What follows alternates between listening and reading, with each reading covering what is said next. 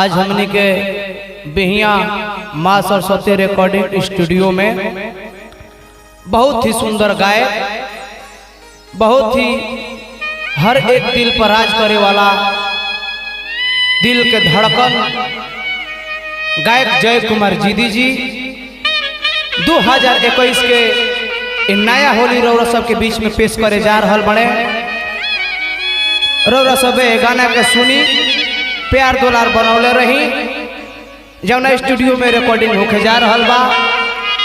वो स्टूडियो के मालिक हमनी के बड़ भैया डेंजर राजेश जीवानी बराबर प्यार दुलार बनौले रहे नी हमनी के ऊपर। आई होली के गाना जय कुमार जीदी जी के तरफ से मुखार बिंद से ये गाना का सुनी और आनंद ली। हैप्पी होली 2021 के सैया घर हईले ना पोखरी मधान कूटी के आओ अरऊ माजा चली जई लूटी के खड़े खाड़े ली हो चाहे पलंग पसूती के खड़े खाड़े ली हो चाहे पलंग पसूती के आओ अरऊ माजा चली जई लूटी के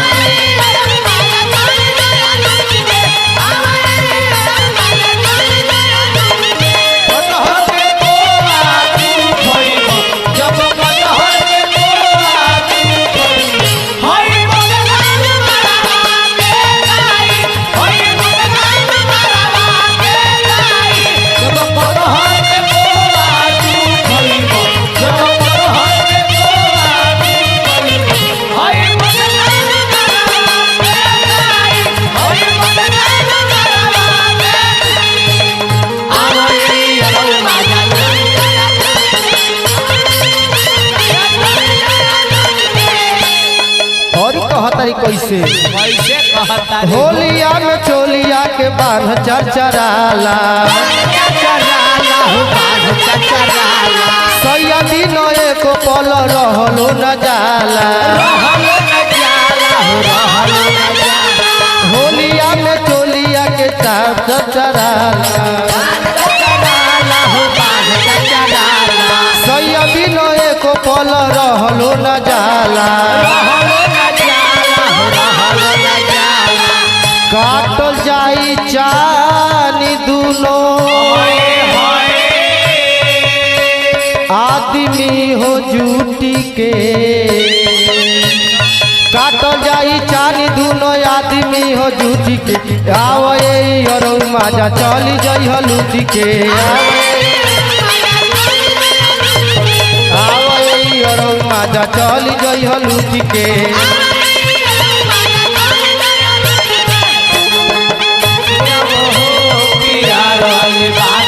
गोरी तनी हेले आवो प्यार वाली बात हो के प्यार वाली बात हो के दो बढ़िया सुतार हो के दो प्यार वाली बात हो के दो बढ़िया सुतार हो के दो गोरी तनी हेले आवो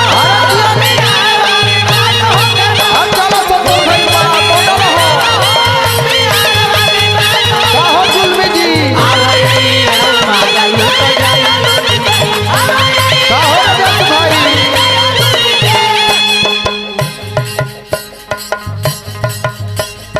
बाहरा में सैया जी कमाए गईले नोट हो कमाए गईले नोट हो कमाए गईले नोट हो साड़ी से पानी चुओ ताटे ठोपे ठोप हो चुए ठोपे ठोप हो चुए ठोपे ठोप हो बाहरा में सैया जी कमाए गईले नोट हो साड़ी से पानी चुएला ठोपे ठोप हो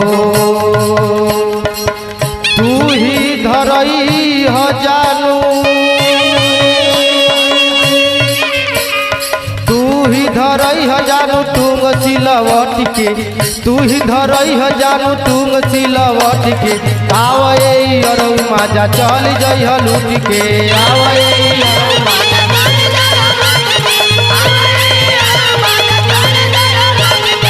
भेड़ावा के भूवर भूवर मारे करिया करिया भेड़ावा के भूवर भूवर मारे जहाँ जाला भेड़ावा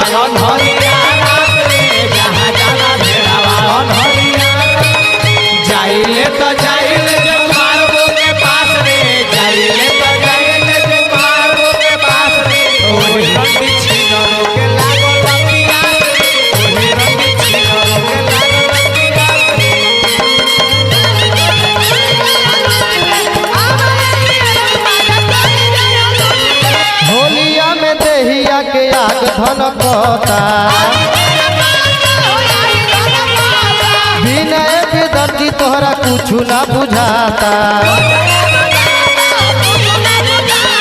होलिया में देहिया के आग धन करता विनय बेदर्दी तोहरा कुछ ना बुझाता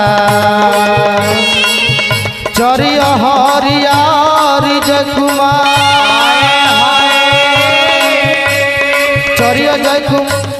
चरिया हरियारी जगमर तू खूबे छूट के चरिया हरियारी जगमर तू अब छूट के आवे अरौ माजा चली जइहा लूट के आवे अरौ माजा चली जइहा लूट के सैया घरे हइले ना ओखरी में धान कूट के सैया घरे हइले ना ओखरी में धान कूट के आवे अरौ माजा चली जइहा लूट के खड़े खाड़े ली हो चाहे पलंग पसूती के खड़े खाड़े ली हो चाहे पलंग पसूती के आवे अरौ माजा चली जइहा लूट के आवे